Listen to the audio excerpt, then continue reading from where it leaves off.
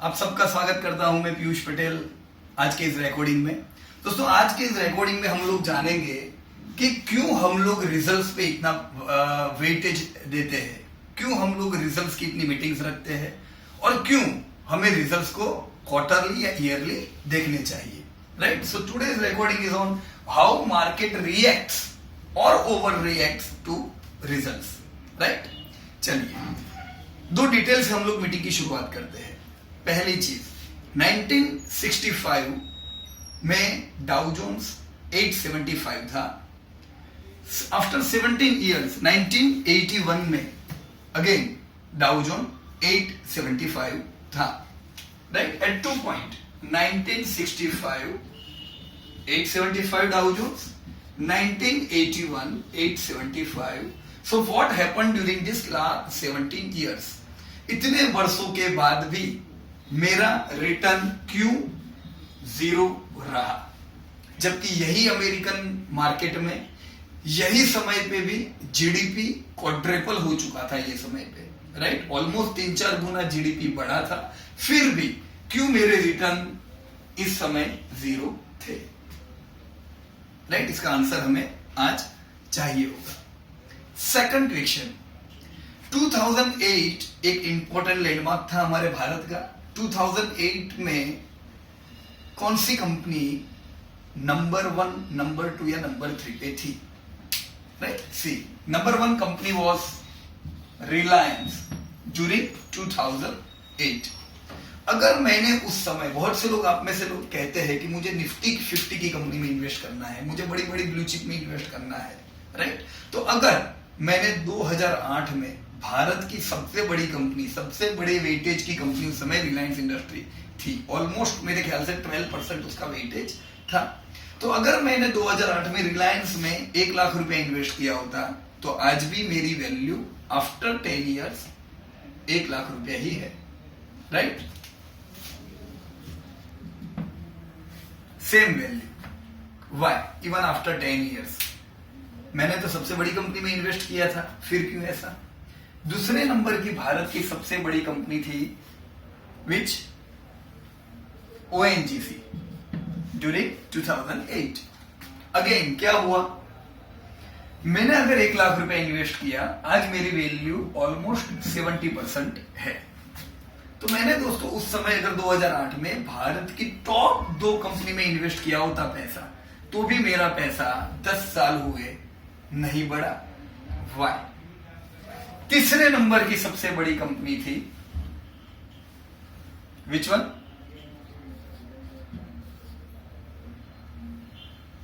Any idea? चलिए मैं चौथे नंबर की बताता हूं आपको। पहले भारती, 5वें नंबर की।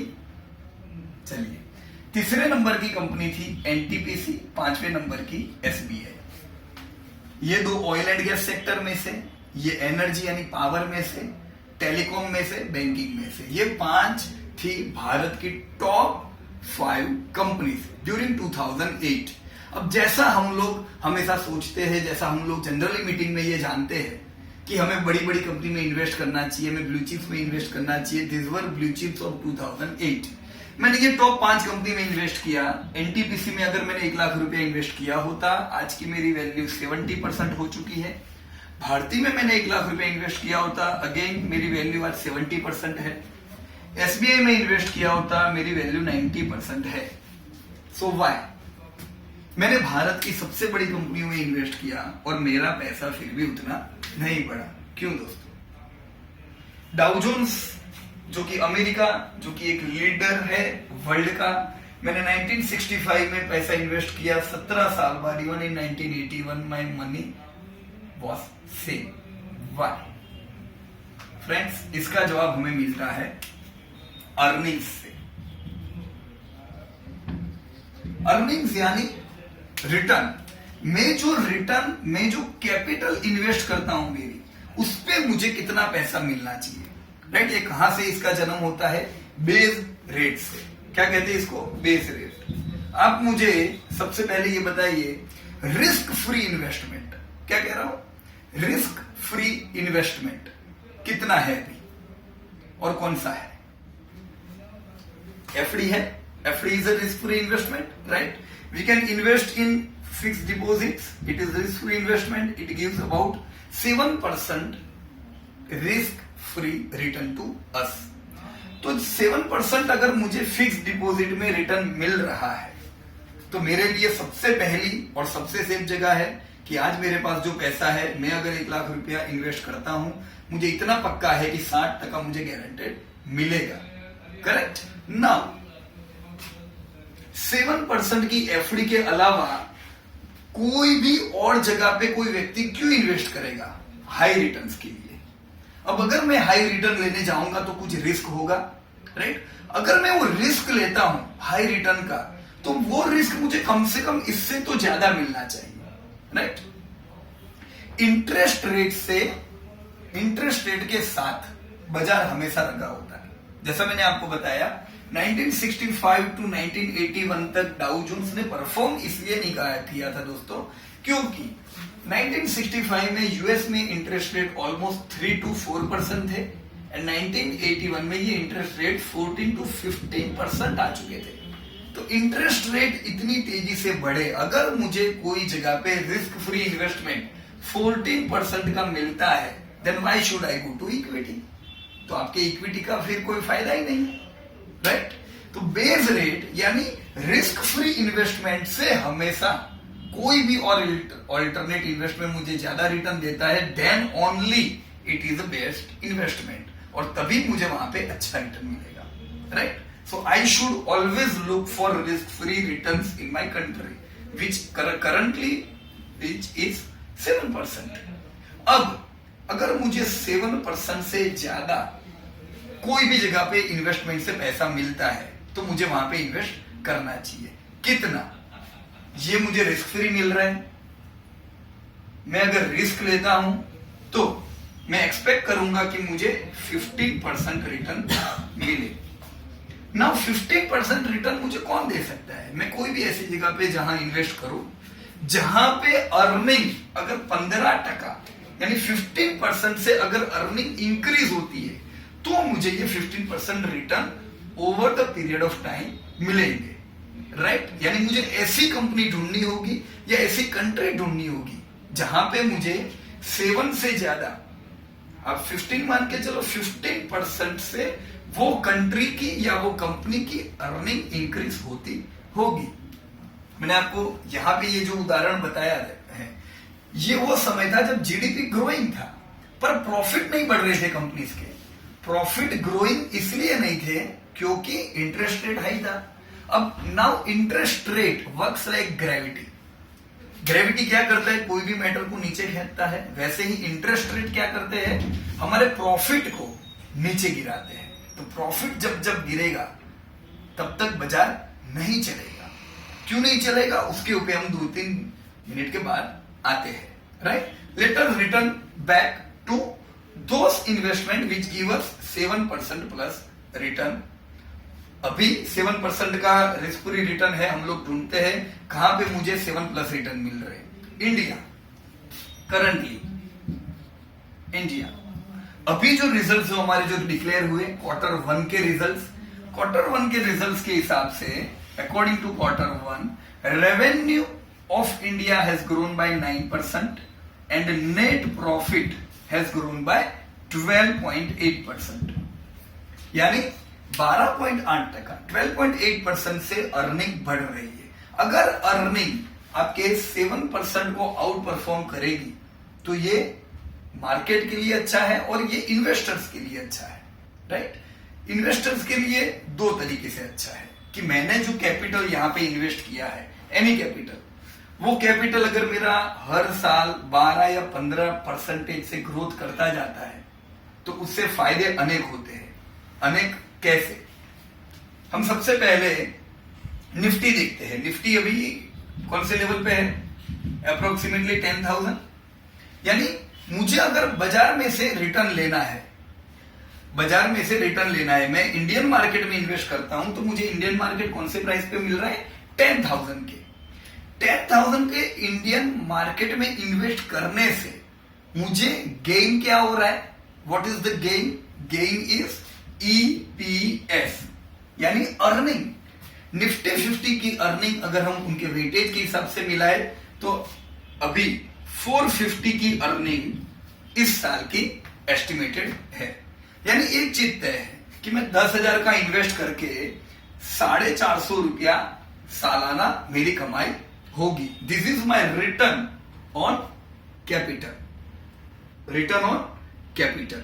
अब ये जो रिटर्न मुझे जो मिला है ये पूरा तो हमारे साथ शेयर होगा नहीं, इसमें से कुछ पैसा 20 to 40% हो सकता है डिविडेंड में हमारे साथ शेयर हो, और बाकी का पैसा री इन्वेस्ट होता है, राइट, फॉर फ्यूचर प्लानिंग्स। तो अगर मेरे पास 20 to 40% डिविडेंड अर्निंग का आता है जो मेरे कैपिटल के ऊपर हो सकता है 1 to 2%, राइट। ये मेरा डिविडेंड बढ़ेगा कब? अगर मेरी इंडिया की कंपनीज ग्रोइंग है तो ईपीएस भी बढ़ेगा, यानी 12% से अभी जो इंडिया का ग्रोथ है। अच्छी बात इसमें यह है कि 12% का ग्रोथ है तो अर्निंग हर साल हम एस्टिमेट कर सकते हैं कि ये अर्निंग बढ़ती जाएगी। अर्निंग बढ़ती जाएगी तो क्या बढ़ता जाएगा? डिविडेंड हमारा बढ़ता जाएगा। डिविडेंड नहीं भी मिलता है तो वो री इन्वेस्टेड है, उससे हमारा एप्रिसिएशन होता है, राइट। सब घूम फिर के बात कहां पे आती है? अर्निंग के ग्रोथ पे। अब आप एक फर्ज कीजिए कि आपने पैसा इंडिया में इन्वेस्ट किया है और कोई ग्रोथ नहीं है, कोई अगर ग्रोथ नहीं है तो अर्निंग इतनी मिलने वाली है, राइट। तो यही अगर अर्निंग अगर हमें मिलती जाती है तो एप्रिसिएशन प्राइस का नहीं होगा। प्राइस का एप्रिसिएशन कब होगा? अगर ये जो अर्निंग है ये हमारी अर्निंग 12 to 15% से बढ़ती जाए तो, right. So I should search even in Indian market. अगर इंडिया 12% के ग्रोथ पे है, मुझे ऐसे सेक्टर ढूंढने चाहिए जो इससे तेजी से बढ़ रहे हो, राइट। ऐसे कौन से टर्न अराउंड सेक्टर है जिनकी कंपनीज 15% प्लस के ग्रोथ से बढ़ रही है? ऐसे कौन सी कंपनी है जो 15, 20, 25% के ग्रोथ से आगे बढ़ती जा रही है, राइट। इससे फायदे क्या होते हैं दोस्तों? यहां पे मैं दो चित्र दौड़ता हूं। सबसे पहला ये फिक्स डिपॉजिट मेरा रिस्क फ्री इन्वेस्टमेंट है जो मुझे 7% अर्निंग देता है। दूसरी लाइन है 15% की अर्निंग मुझे मिलती है वो कंपनी में जो कंपनी 15% से ग्रोथ में है। एफडी में मेरे पास कोई अपॉर्चुनिटी नहीं है, यहां पे फिक्स है, मैं कोई भी जगह पे इन्वेस्ट करूंगा मुझे ये 7% गारंटेड मिलेगा। पर अगर मैं स्टॉक मार्केट में कंपनीज में इन्वेस्ट करता हूं तो कंपनीज के जो प्राइस है उसमें बाय सेल होते हैं, और यही बाय सेल ट्रेडिंग की वजह से भाव में बहुत वॉलेटिलिटी आती है। वॉलेटिलिटी का मतलब हर साल जब बाजार अच्छा होता है तब भाव महंगे होते हैं, जब बाजार गिरता है तब सस्ते होते हैं। अब एक चीज तो डन है, मैंने आपको बताया 450 की अर्निंग है तो डिविडेंड फिक्स मिलने वाला है। अगर हम महंगे बाजार पे लेंगे तो भी उतना ही डिविडेंड मिलेगा, बाजार गिरता है और सस्ते समय पे लेंगे तो भी उतना ही डिविडेंड मिलेगा। फायदा क्या होगा? जब हम लोअर लेवल पे बाय करेंगे तब तक हम 15% को आउट परफॉर्म करेंगे। यानी हो सकता है कि मैं अगर गिरे हुए बाजार से बाय करता हूं तो मैं 15% नहीं कमाऊंगा। ऐसी कंपनी में मैंने इन्वेस्ट किया है जो कंपनी 15% से ग्रोथ है तो मुझे डन है कि मेरा पैसा 15% से बढ़ेगा। लेकिन अपॉर्चुनिटी में क्या ढूंढ रहा हूं? फॉलिंग मार्केट में अगर मैं बाय करता हूं तो मैं 15 के बदले आने वाला जो समय है 10-15 साल में 20% आउट परफॉर्म करूंगा, मैं 25% आउट परफॉर्म कर सकता हूं। So for that we have to search for opportunities. ये अपॉर्चुनिटीज मार्केट में हमें मिल सकती है जो डिपॉजिट्स में नहीं मिल सकती, right. So over and above हमें ध्यान रखना चाहिए, हमें शेयर्स के भाव के पीछे नहीं भागना चाहिए। Golden rule, just follow the earnings. मेरे पास अगर 15 कंपनी है, मेरे पास अगर 50 कंपनी है, मैं 50 कंपनी का टोटल करूं और जानूं कि मेरी कंपनी जो है उनकी अर्निंग कितनी तेजी से बढ़ती जा रही है। If my companies earnings are increasing, opportunities का फायदा लीजिए। जब बाजार गिरता है 10 to 15 years from now, there is no doubt you will create huge wealth for yourself and your family, right? हम लोग मिलेंगे next 7th October. We are having a result review meet at Mumbai. Mysore auditorium evening, आपको जैसे पता होगा sharp 6.01 यानी sharp 6.01 को meeting start हो जाएगी. We will be doing workshop in Mumbai in November and Delhi we are coming in December. Right, साथ रहेंगे, ये सारी मीटिंग्स में मिलते रहेंगे. और आपको और भी कोई वीडियोस की जानकारी चाहिए तो आप सब्सक्राइब कर सकते हो, तो आपको सारे वीडियोस अपडेट होते जाएंगे. राइट, तब तक के लिए thank you very much and best of luck friends.